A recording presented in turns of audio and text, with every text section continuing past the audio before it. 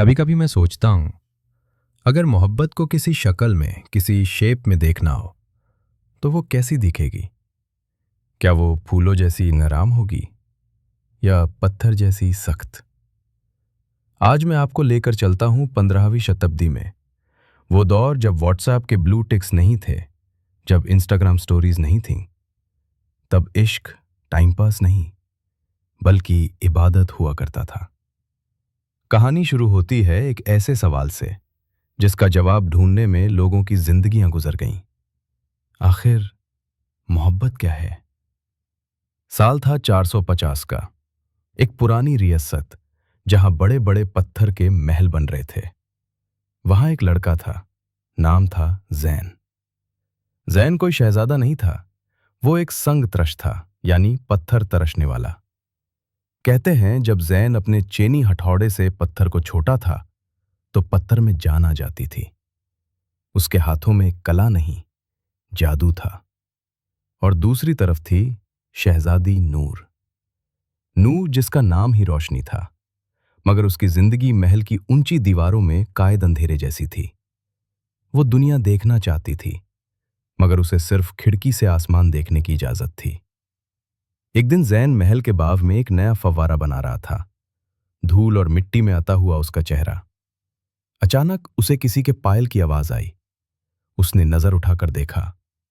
Balcony पर शहजादी नूर खड़ी थी। जैन ने आज तक सिर्फ पत्थरों में खूबसूरती तराशी थी, पर आज आज उसने जीती जागती खूबसूरती देखी। लेकिन दोस्तों, ये वो लव एट फर्स्ट साइट वाली फिल्म नहीं थी। ये 15वीं शताब्दी थी। यहां नजर मिलाना भी गुनाह था। जैन ने फौरन नजरें चुका ली, पर नूर ने कुछ ऐसा किया जो किसी ने सोचा ना था। नूर ने ऊपर से आवाज दी, ए कारीगर, तुम पत्थर में फूल बना रहे हो, क्या इसमें खुशबू भी भर सकते हो? जैन ने डरते हुए जवाब दिया, शहजादी, मैं पत्थर को फूल बना सकता हूं, पर खुशबू तो देखने वाले की आंखों में होती है। बस यही वो पल था। एक दीवार के इस पार और एक उस पार, दो दिलों की धड़कन एक हो गई। अब शुरू हुआ खामोशियों का सफर। रोज जैन वहां काम करने आता और नूर वहीं खिड़की पर आकर बैठ जाती, बिना कुछ बोले, बिना हाथ थमे। जैन अपने पत्थरों पर ऐसे डिजाइन्स बनाता जो सिर्फ नूर समझ सकती थी। कभी वो पत्थर पे एक उड़ता हुआ परिंदा बनाता, जिसका मतलब था आजादी। कभी वो एक झुका हुआ फूल बनाता, जिसका मतलब था उदासी। लोग कहते हैं कम्युनिकेशन की है, पर यहां खामोशी ही सब कुछ थी। लेकिन जमाना दुश्मन था। महल के पहरेदारों को शक हो गया। खबर राजा तक पहुंच गई कि एक मामूली मजदूर शहजादी की तरफ आंख उठाकर देखता है। फैसला सुनाया गया। जैन को मौत की सजा नहीं मिली, उससे भी बदतर सजा मिली। राजा ने कहा, तुम्हें यह रियासत छोड़कर जाना होगा, हमेशा के लिए। अगर तुम वाकई मोहब्बत करते हो तो चले जाओ, वरना शहजादी की बदनामी होगी। ये सुनकर जैन टूट गया। उस रात वो आखिरी बार उस अधूरे फव्वारे के पास गया। नूर चुपचाप बैल्कनी पर आई। उसकी आंखों में आंसू थे। नूर ने पूछा, जैन, अगर तुम चले गए तो हमारी मोहब्बत का क्या होगा? क्या मोहब्बत का मतलब साथ रहना नहीं होता? दोस्तों, यहां जैन ने जो जवाब दिया वो आज भी हवाओं में गूंजता है। गौर से सुनिएगा। जैन ने कहा, नहीं शहजादी, साथ रहना जरूरत है, मोहब्बत नहीं।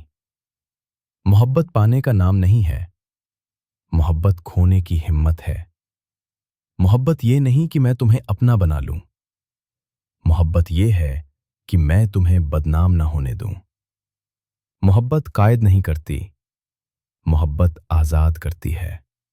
जैन ने अपना चेनी हथौड़ा वही जमीन पर रख दिया। उसने कहा, मैं जा रहा हूं ताकि तुम सर उठाकर जी सको। जैन चला गया। वो कभी वापस नहीं आया। कहते हैं शहजादी नूर ने शादी नहीं की। वो पूरी जिंदगी उस फव्वारे को देखती रही जो जैन अधूरा छोड़ गया था। लेकिन कहानी यहां खत्म नहीं होती। सालों बाद जब लोग उस फव्वारे को गौर से देखते हैं तो उन्हें दिखता है कि जैन ने जाते जाते उस पत्थर पर कोई फूल नहीं बनाया था। उसने अपनी मोहब्बत को पत्थर में अमर कर दिया था। तो दोस्तों, वापस आते हैं अपने सवाल पर। मोहब्बत क्या है? मोहब्बत वो गुड मॉर्निंग का टेक्स्ट नहीं है। मोहब्बत वो एक्सपेंसिव गिफ्ट्स नहीं है। मोहब्बत जैन का वो सैक्रिफाइस है। मोहब्बत किसी की खुशी के लिए अपनी खुशी का गला घोंट देना है।